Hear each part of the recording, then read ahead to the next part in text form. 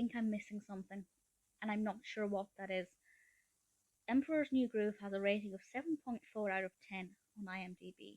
Now, this is a Disney film. Chances are it was always going to be rated quite highly, but that's a lot higher than I'd expected because I didn't like it.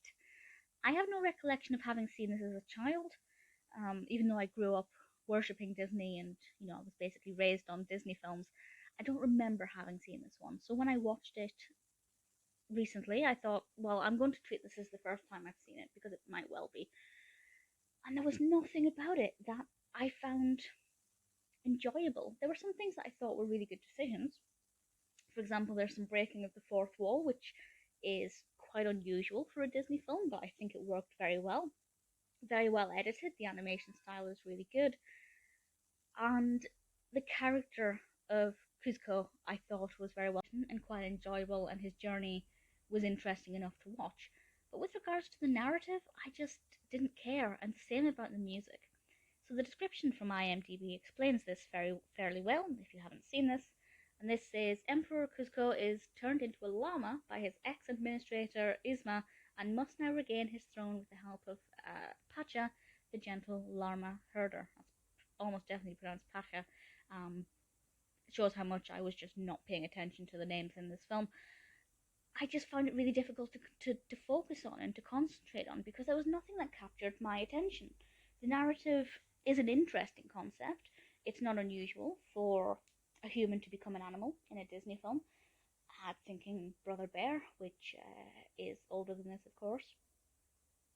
And the character of Kuzco I did like. I thought there were some really good points about the way that character was written.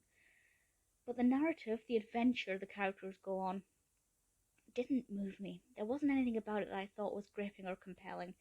I liked watching the visuals because I liked the animation style, particularly when it broke the fourth wall. I thought that was, that pulled me out of my boredom and made me think, wow, that's quite innovative for Disney, and it works much better than I thought it would have done.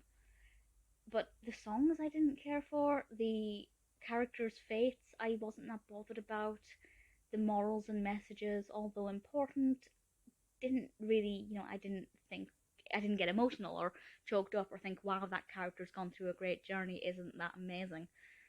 What am I missing? The voice cast is amazing. David Spade is Cusco, John Goodman voices in this as well. Strong voice acting, very well performed, but there's nothing in this for me.